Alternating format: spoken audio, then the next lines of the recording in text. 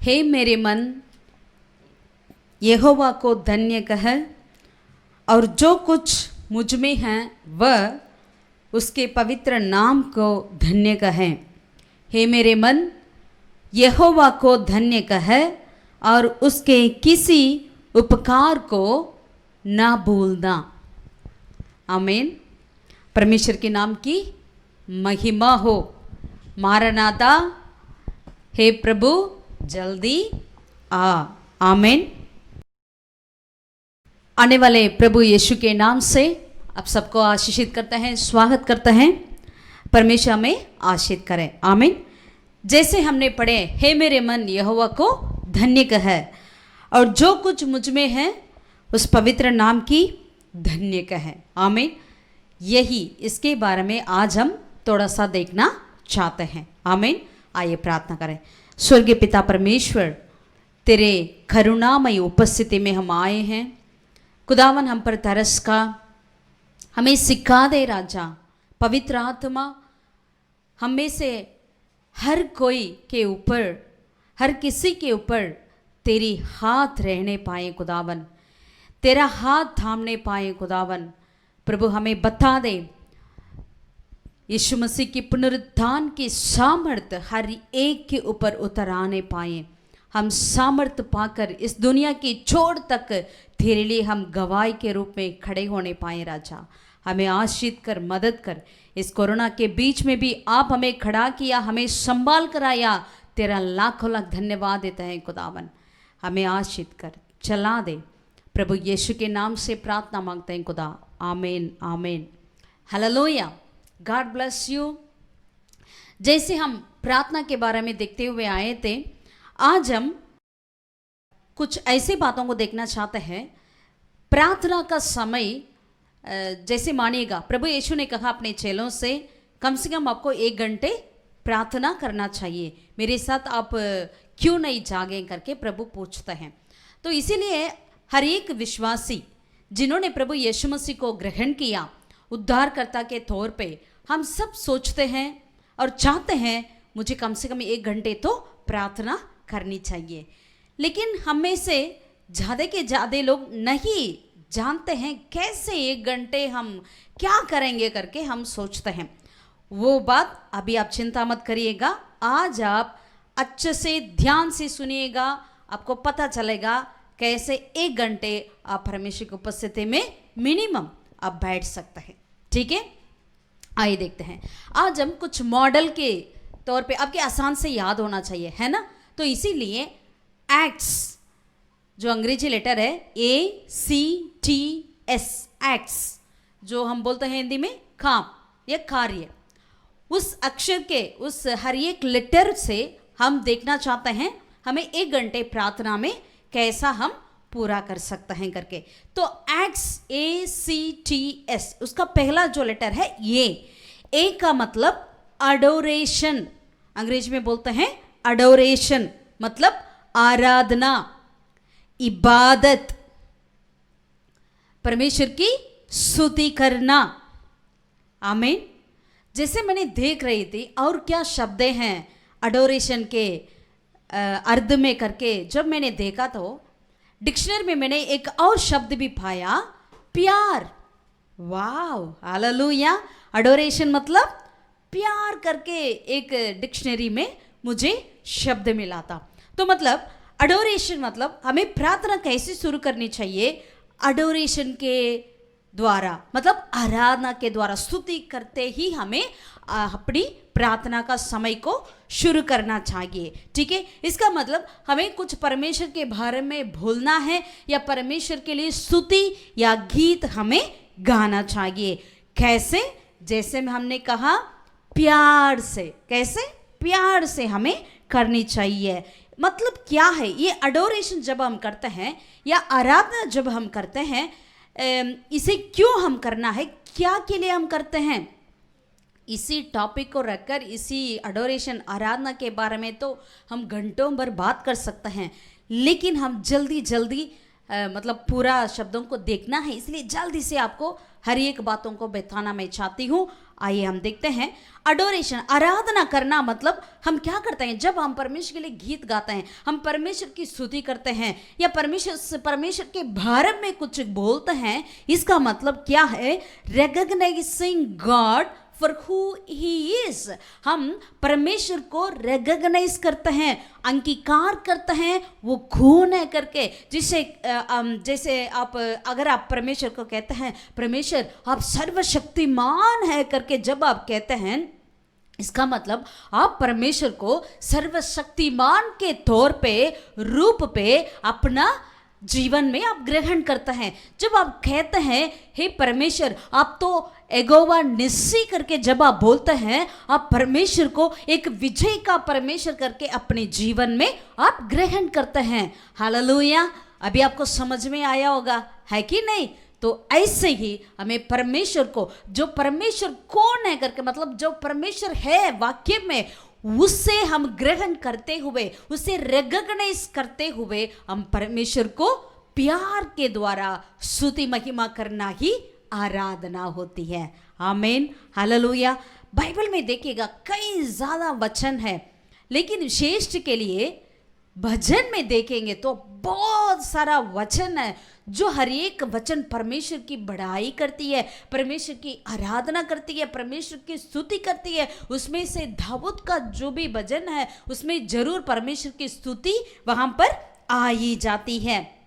Hallelujah. आइए कुछ वचन को जल्दी से हम पलटेंगे, आप कृपया मेरे साथ जल्दी जल्दी पलटिए। भजन 95 का 6 आयत को हम पढ़ेंगे। भजन 95 का 6 यहाँ पर लिखा है, आओ हम झुक कर दंडवत करें और अपने कर्ता यहोवा के सामने घुटने टेकें। यहाँ पर ये भजन एक गायक कहता है हमें कैसे यहोवा परमेश्वर को आराधना करना है, कैसे दंडवत करना है। वो सफाई से कहता है आओ हम झुक कर दंडवत करें। यहोवा परमेश्वर को कैसे करें? झुक कर दंडवत करें। अगर बाइबल में कैसे भी उदाहरण को आप लीजिएगा, परमेश्वर के दास जब भी परमेश्वर से मुलाकात होती है उनको, तो तुरंत वो क्या करते हैं? मुंह के बल गिरते हैं, मैंने परमेश्वर को देखा करके। तो इसी तरह हमें सचमुच आराधना होना चाहिए। अगर मांस के रूप में परमेश्वर हमारे बीच में है कि नहीं, लेकिन आत्मिक रीत में परमेश्वर तो उपस्थित है, क्योंकि जिन्होंने कहा जहां 2 या 3 जन मेरे नाम में एकत्रित है वहां मैं उपस्थित हूं। और दूसरा वचन कहती है वो इज़राइल के स्तुति के बीच में वास करने वाला पिता है। तो जहां पर भी परमेश्वर की स्तुति निकलती है वहां प्रभु वास करता है। तो इसीलिए आपको और मुझको क्या करना चाहिए? हमें परमेश्वर को ऐसे झुक कर दंडवत करें। जैसे आप करना चाहते हैं वैसे आप आराधना कर सकते हैं, लेकिन परमेश्वर को हमें झुक कर दंडवत करना और यहोवा के सामने घुटने टेक के आराधना करना वो बहुत ही उचित है। Hallelujah, hallelujah. यही ये वचन कहती है। और आइए और एक वचन को पढ़ेंगे, प्रकाशित वाक्य उसका 5वें अध्याय का 13 पद को पढ़ेंगे। प्रकाशित वाक्य 5वें अध्याय उसका 13 पद, रेवलेशन 5:13। यहां पर लिखा है, फिर मैंने स्वर्ग में और पृथ्वी पर और पृथ्वी के नीचे और समुद्र की सब सृजी हुई वस्तुओं को और सब कुछ को जो उनमें है, ये कहते सुना, जो सिंहासन पर बैठा है उसका और मेमने का धन्यवाद और आदर और महिमा और राज्य गुणानुयुक्त हो रहे। हालेलुया, गुणानुयुक्त रहे करके। तो परमेश्वर के ही क्या है? धन्यवाद, आदर, महिमा और राज्य गुणानुयुक्त रहे करके। कौन कहते हैं? हर एक सृष्टि जो परमेश्वर बनाए हैं, आकाश में क्यों ना हो या पृथ्वी में क्यों ना हो या समुद्र में क्यों ना हो, हर एक सृष्टि परमेश्वर की क्या करती है? धन्यवाद, आदर और महिमा और राज्य गुणानुयुक्त रहे करके वो परमेश्वर को स्तुति करती है। गीत गाते हैं तो आप और हम उसमें से एक सृष्टि है, तो हमें भी परमेश्वर की आराधना करना चाहिए। आमीन, हालेलुया। और एक वचन को पढ़ेंगे, पलटिएगा, प्रकाशित वाक्य 4 का 11 पद को पढ़ेंगे। रेवलेशन 4:11, प्रकाशित वाक्य 4 का 11। हे हमारे प्रभु और परमेश्वर, तू ही महिमा और आदर और सामर्थ्य के योग्य है, क्योंकि तू ही ने सब वस्तुओं सृजी और वे तेरे ही इच्छा से थी और सृजी गई। आमीन, हालेलुया। तो यहां पर लिखा है तू ही महिमा और आदर और सामर्थ्य के योग्य परमेश्वर करके, यहां पर हर एक व्यक्ति, हर एक सृष्टि, हर एक जो सृजे हुए वस्तुएं परमेश्वर की ओर से परमेश्वर के लिए सृजे गए हैं। आमीन, हालेलुया। इसलिए हमें परमेश्वर की महिमा, आदर और सम्मान हमें देना बहुत ही आवश्यकता है। आइए और एक क्वेश्चन को पढ़ें। भजन 99 का 5 को हम पढ़ेंगे। भजन 99, साम्स 99 वर्स 5 को पढ़ेंगे। हमारे परमेश्वर यहोवा को सराहो और उसके चरणों की चौकी के सामने दंडवत करो, वह पवित्र है। तो यहां पर हम देखते हैं यहोवा परमेश्वर क्या है? पवित्र है। इसीलिए हमें क्या करना चाहिए? उसको दंडवत करना चाहिए। क्या चाहिए? दंडवत करना चाहिए। आमीन, हालेलुया। तो अभी हम आपको थोड़ा बहुत समझ में आया होगा आराधना मतलब क्या है करके। जो परमेश्वर है उसके लिए हमें परमेश्वर को आराधना स्तुति करना चाहिए। ऐसे बहुत सारे वचन है, आप पढ़िएगा, आप लिख के रखिएगा, बाद में आप पढ़ सकते हैं। भजन 150 का उसका सारा वचन, और भजन 59 का 16, भजन 5 का 7, और इब्रानी 1 का 3 वचन, भजन 29 का 2, भजन 66 का 4। ऐसे कई ज़्यादा वचन जो है परमेश्वर की आराधना के बारे में हमें बताती है, आराधना करने के लिए हमें उत्साहित देती है। आमीन। उसमें से बस एक वचन को हम पढ़ेंगे। इब्रानी 1 अध्याय का 3 आयत को हम पढ़ेंगे। इब्रानी 1 अध्याय का 3 आयत। मैं थोड़ा जल्दी में जा रही हूँ क्योंकि सारी बातों को बताना है करके इस कम समय में, लेकिन आप हर एक वचन को लेकर आप उसके वचन को पढ़िए और उससे आप ध्यान करिए, और परमेश्वर कैसे हैं, उन्होंने क्या है करके। जब आप हर एक बातों को ध्यान पूर्वक अगर आप पढ़ेंगे, आपके लिए 1 घंटा क्या है 2 घंटा भी काफी नहीं होती है। आमीन, हालेलुया। इसीलिए दाऊद कहता है परमेश्वर के लिए गीत गाने के लिए अगर 1000 होठें क्यों ना हो या 1000 दिन क्यों ना हो, वो काफी नहीं है। आमीन, हालेलुया। आइए इब्रानियों की 1 अध्याय का 3 आयत को हम पढ़ेंगे। यहां पर परमेश्वर के बारे में लिखा है, वह उसकी महिमा का प्रकाश और उसके तत्व की छाप है, और सब वस्तुओं को अपनी सामर्थ्य के वचन से संभालता है। वह पापों को धोकर ऊंचे स्थानों पर महिमामन के दाहिने जा बैठा है। यहाँ पर प्रभु यीशु मसीह के बारे में बताती है। इसमें से हर एक शब्द को लेके हुए आप बैठकर आप ध्यान करने लगिएगा, कितना वो अनंत मिलती है, कितना आपको परमेश्वर की महिमा करने में आप कितनी आप अच्छा आपका महसूस होगा। आप जरूर अपनी फीलिंग्स के साथ परमेश्वर को आराधना करने पाएंगे। आमीन। वह उसकी महिमा का प्रकाश, मतलब पिता परमेश्वर की महिमा का प्रकाश है यीशु मसीह, और उसके तत्व की छाप है यीशु मसीह। और लिखा है सब वस्तुओं को अपनी सामर्थ्य के वचन से संभालता है। वह पापों को धोकर ऊंचे स्थानों पर महिमा मन के दाहिने जा बैठा है। हालेलुया। तो इसमें से हर एक वचन को लेकर, हर एक शब्द को लेकर हम परमेश्वर की स्तुति करते रह सकते हैं। Hallelujah, hallelujah. क्योंकि यीशु मसीह वो कौन है? वो पवित्र है। अभी वो परमेश्वर महिमा मन के दाहिने और बैठे हैं, और क्या है? परमेश्वर महिमा और प्रकाश है, और पिता परमेश्वर की तत्व की छाप है यीशु मसीह। हर एक शब्दों को कहकर आप परमेश्वर की स्तुति करिएगा। हालेलुया। यही पहली बात हमें करना चाहिए। आमीन। ओके, नेक्स्ट दूसरा क्या है? ACTS। ए को हमने देख लिया, क्या है? अडोरेशन, आराधना, इबादत, प्यार। प्यार के साथ हम परमेश्वर की आराधना स्तुति महिमा करना है, यही हमने देखा है। और दूसरा कन्फेशन।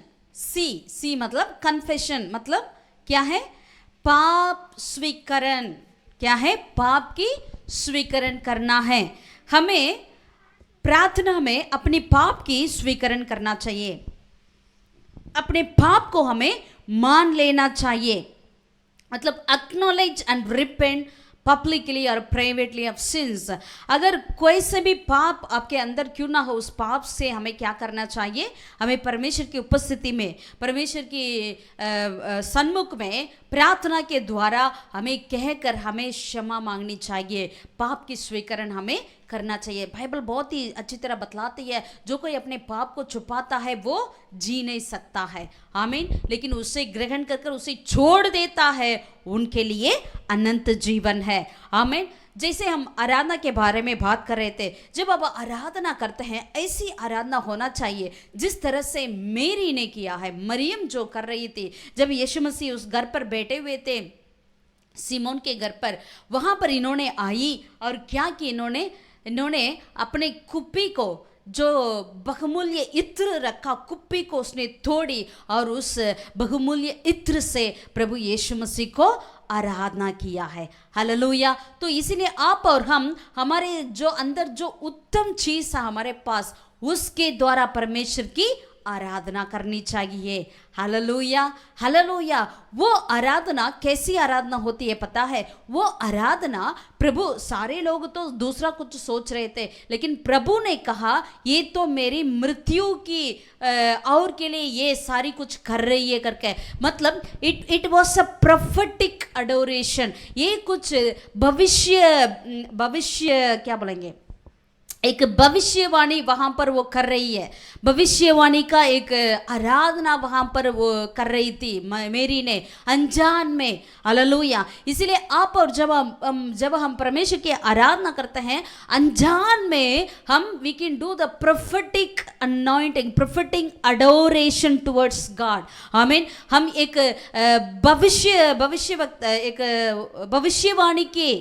भविष्यवाणी की आराधना, उपासना, एक इबादत हम कर सकते हैं अनजान में ही। तो इसीलिए आराधना को आप आसान मत समझिएगा। जब कलीसिया इकट्ठी होती है तब भी हमें ऐसी आराधना करनी चाहिए। अगर अभी तो फिलहाल हम नहीं हो पा रहे हैं, लेकिन अभी भी अपने घर से हमें ऐसी आराधना करनी चाहिए, आमीन। ठीक है, दूसरा शब्द हमने क्या कहा? कन्फेशन, पाप की स्वीकरण। हमें पाप को हमें क्या करना चाहिए? स्वीकार करना चाहिए। जैसे भी पाप क्यों ना हो, हमें उस पाप को स्वीकार कर हमें उसे परमेश्वर से क्षमा मांगकर उससे हमें छोड़ना चाहिए। उसके लिए कई वचन बाइबल में है। कुछ वचन को हम देखते हैं। याकूब की पत्री उसकी 5वीं अध्याय उसका 16वीं आयत को हम पढ़ेंगे। याकूब की पत्री 5वीं अध्याय 16वीं वचन को हम पढ़ेंगे।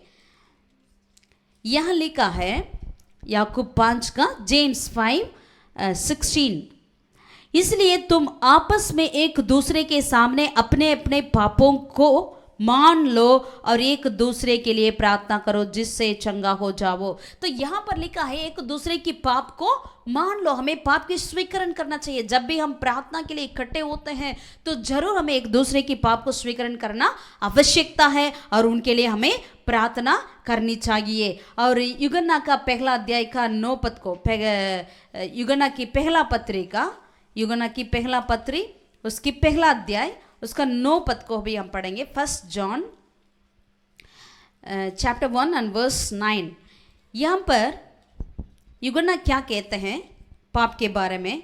यदि हम अपने पापों को मान लें तो वह हमारे पापों को क्षमा करने और हमें सब अधर्म से शुद्ध करने में विश्वास योग्य और धर्मी है, हालेलुया। तो पाप को हमें स्वीकार करना चाहिए, पाप को हमें मान लेना चाहिए। अगर हम मान लेते हैं तो परमेश्वर का वचन कहती है हमारे पापों को वो क्षमा करने और हम सब अधर्म से हमें क्या करेंगे? प्रभु हमें माफ करेंगे। उसके लिए वो विश्वास योग्य और धर्मी है। इसीलिए हमें, अगर छोटी बड़ी पाप कुछ भी नहीं होता, पाप तो पाप ही है ना। तो इसीलिए हमें कैसे भी बातें क्यों ना हो, हमें उस बातों को प्रभु के उपस्थिति में मान लेना चाहिए और प्रभु से हमें क्षमा को प्राप्त करना बहुत ही आवश्यकता है। और भजन में भी कई वचन है और पुराना नियम में ऐसे वचन है। आइए पढ़ेंगे लेवी व्यवस्था का 5वीं अध्याय का 5वीं वचन को हम पढ़ेंगे। लेवी व्यवस्था का 5वीं अध्याय का 5वीं आयत को हम पढ़ेंगे। Leviticus chapter 5 and verse 5। जब वह इन बातों में से किसी भी बात में दोषी हो, तब जिस विषय में उसने पाप किया है वह उसको मान ले। देखिए, पुराना नियम में भी, मूसा के समय में भी प्रभु ने कहा वो पाप को आपको क्या करना चाहिए, मान लेना चाहिए, स्वीकरण करना चाहिए। रोमियो 10 का 9 पद, जैसे आप और हम जानते हैं, रोमियो का 10 का 9 आयत में, रोमन्स 10 वर्स 9, यदि तू अपने मुंह से यीशु को प्रभु जानकर अंगीकार करें और अपने मन से विश्वास करें कि परमेश्वर ने उसे मरे हुए में से जिलाया, तो तू निश्चय उद्धार पाएगा। 8वें वचन को भी पढ़ेंगे। विश्वास का वचन,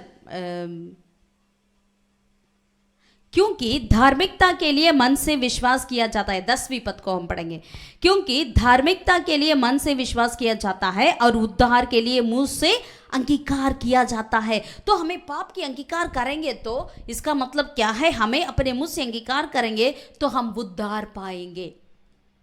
हालेलुया, हालेलुया, परमेश्वर के नाम की महिमा हो। तो ऐसे कई वचन है, आगे हम चलेंगे। तीसरा, एक्ट्स, हमने एक्ट्स पढ़कर आ रहे हैं। ये अडोरेशन, आराधना, उपासना, इबादत। सी, कन्फेशन, पाप को स्वीकरण करना या पाप को मान लेना। तीसरा, टी मतलब थैंक्स गिविंग, धन्यवाद, गिव थैंक्स टू गॉड, आमेन, याचना करना। क्या करना, याचना, या दुआएं, गिड़गिड़ाहट, धन्यवाद करना, धन्यवाद करना। थैंक्स गिविंग मतलब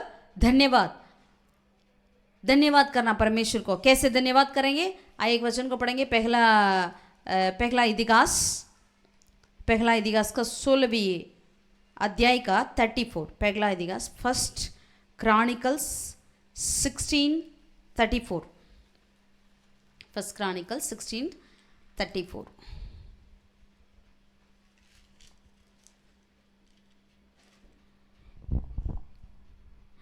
यहोवा का धन्यवाद करो क्योंकि वह भला है, उसकी करुणा सदा की है। राजाओं ने यहोवा का धन्यवाद किया, प्रभु लोग ने यहोवा का धन्यवाद किया, याजक लोग ने प्रभुओं को धन्यवाद, यहोवा परमेश्वर को धन्यवाद किया, बच्चे ने यहोवा का धन्यवाद किया, बड़ों ने यहोवा का धन्यवाद किया, पवित्र संत लोगों ने यहोवा का धन्यवाद किया। आप और हम यहोवा को धन्यवाद करना चाहिए। आमीन, हालेलुया। यहाँ पर राजा कहते हैं यहोवा का धन्यवाद करो क्योंकि वह भला है, उसकी करुणा सदा की है। आमीन, आमीन। कोलोसियों की पत्री 3 अध्याय उसका 15वीं आयत को भी हम पढ़ेंगे। कोलोसियों की पत्री 3 अध्याय, कोलोसियंस 3:15। नया नियम में क्या कहती है वचन, मसीह की शांति जिसके लिए तुम एक देह होकर बुलाए भी गए हो, तुम्हारे हृदय में राज्य करें और तुम धन्यवादी बने रहो। पौलुस क्या कहता है, तुम धन्यवादी बने रहो, हमें धन्यवाद देते रहना चाहिए। और कोलोसियों का 4 का 2 पद में भी हम पढ़ेंगे, उसमें क्या लिखा है, प्रार्थना में लगे रहो और धन्यवाद के साथ उसमें जागृत रहो। धन्यवाद के साथ उसमें जागृत रहो। आमीन। धन्यवाद अवसर हमारे मुंह से निकलना चाहिए, धन्यवाद हमें करते रहना चाहिए। आमीन, क्योंकि वो धन्यवाद के योग्य परमेश्वर है। 1 कुरिन्थियों 1:4 में, 2 कुरिन्थियों 9:11 में कई ज्यादा वचन है जिसमें लिखा है हमें वो परमेश्वर को धन्यवाद करना है। आइए और एक भजन से एक वचन को पढ़ेंगे। भजन 50 का 14 आयत को हम पढ़ेंगे। भजन 50 में 50 वर्स 14। परमेश्वर को धन्यवाद ही का बलिदान चढ़ा। आमीन। परमेश्वर को क्या करना चाहिए, धन्यवाद ही का बलिदान चढ़ाना चाहिए। ओके, लास्ट है यस। लास्ट लेटर क्या है, एक्ट्स में, ACTS में सप्लिकेशन। सप्लिकेशन मतलब प्रार्थना, याचना, दुआएं। Make earnest request of God, हमें दुआ करना चाहिए। तो पहले हमें आराधना, उसके बाद पाप की स्वीकरण, उसके बाद हमें धन्यवाद, उसके बाद हमें क्या करना चाहिए, अभी हमें याचना करना चाहिए, दुआ करना चाहिए परमेश्वर से। आइए पढ़ेंगे फिलिपियों का 4 आयत। ये पद को अगर हो सकता है आप कृपया याद करिए। हमें ये बहुत ही अच्छा एक वचन है जो हमें अच्छे से हमें सिखाती है, हमें बताती है, उत्साहित भी देती है। फिलिपियों का 4 पद को हम पढ़ेंगे। किसी भी बात की चिंता मत करो। आमीन, हालेलुया। यही तो हमारी जिंदगी भर अवसर कुछ न कभी एक दिन में 100 से अधिक बार अगर कुछ आप शब्द बोलते हैं, यही बोलते हैं, मुझे तो चिंता हो रही है, मुझे तो ये हो रही है, मुझे चिंता है, मुझे चिंतित हूँ, ये हूँ वो हूँ, अवसर हम बोलते रहते हैं। लेकिन परमेश्वर का वचन क्या कहती है, किसी भी बात की चिंता मत करो। यहाँ पर ये नहीं लिखा अगर अभी भूकंप आया दिल्ली में इसलिए आप चिंता करो, तब भूकंप आती है तब चिंता करो, ऐसा कहा है? नहीं, किसी भी बात की। अभी कोरोना का चल रहा है, अभी तो तेजी से और बढ़ रही है करके सारे तरफ से हमें खबर मिलती है। लेकिन परमेश्वर का वचन कहती है किसी भी बात की चिंता आपकी बाइबल में देखिए क्या लिखा है, करो करके लिखा है? नहीं, चिंता मत करो, किसी भी बात की चिंता मत करो। परंतु हम लोग ठीक है चिंता नहीं किया, ऐसे छोड़कर नहीं रहना, लेकिन हमें क्या करना है। बाइबल हमेशा हमें 2 बातें बताती है, एक को नहीं करना लेकिन दूसरा कुछ करना है। वो क्या है? हम लोग किस बात पर ध्यान देते हैं, नहीं करते हैं, लेकिन जो दूसरे बात में जो करना करके बाइबल हमें बतलाती है, जो परमेश्वर हमें बतलाते हैं, उस बात में हम 0 है, उस बात में हम बिल्कुल अंडा ले आते हैं। लेकिन प्यारों हमें क्या करना चाहिए, अगर परमेश्वर हमें कहते हैं ये नहीं करना लेकिन दूसरा करना है, वैसे ही हमें करना चाहिए। ठीक है, आइए पढ़ेंगे क्या करना है करके बाइबल हमें बताती है। किसी भी बात की चिंता मत करो, परंतु हर एक बात में तुम्हारे निवेदन, प्रार्थना और विनती के द्वारा धन्यवाद के साथ परमेश्वर के सम्मुख उपस्थित की जाए। आमीन, हालेलुया।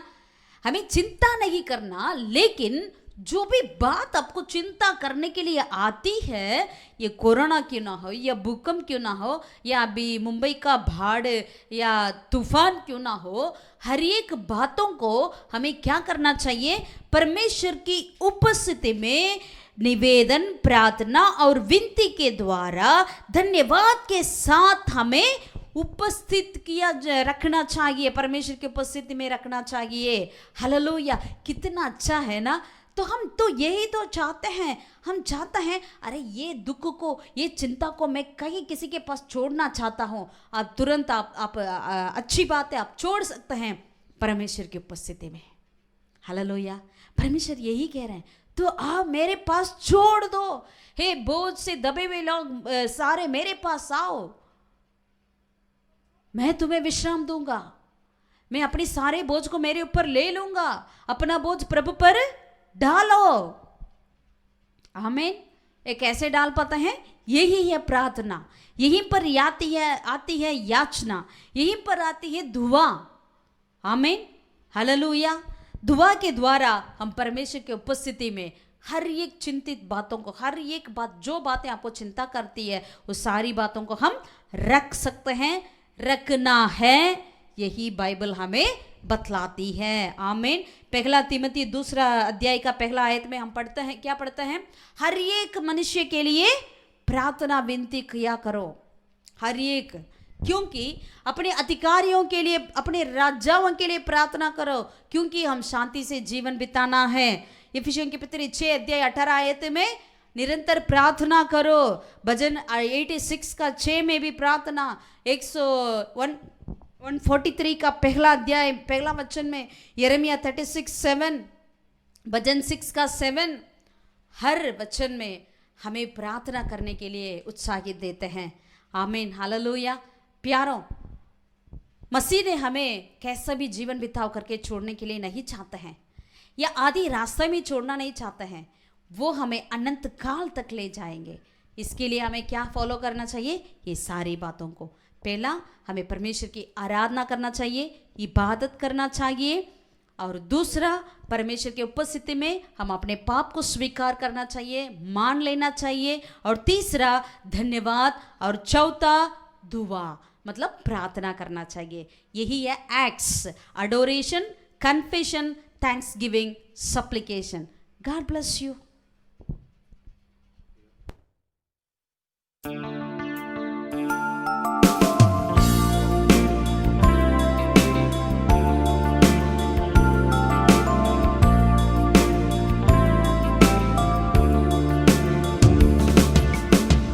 रूहे खुदा का प्यार मिला है,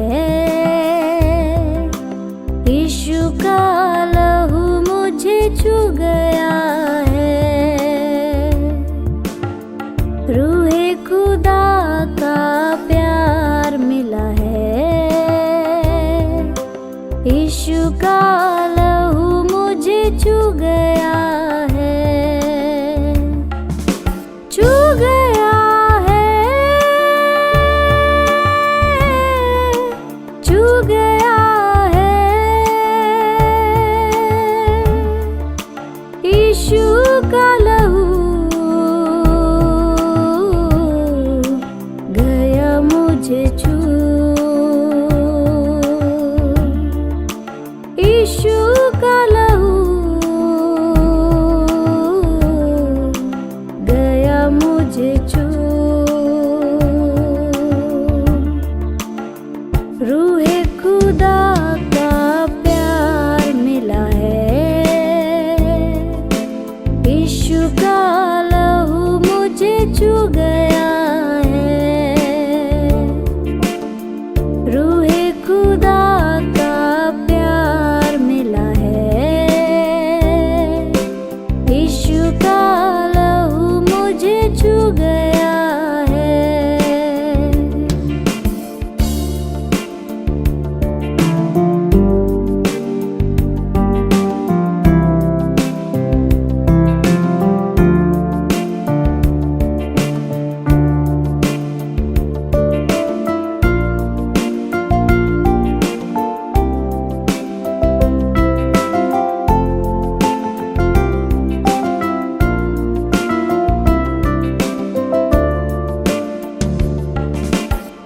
लहू यीशु का रहमतों वाला, लहू यीशु का कुव्वतों वाला, लहू यीशु का रहमतों वाला, लहू यीशु का कुव्वतों वाला।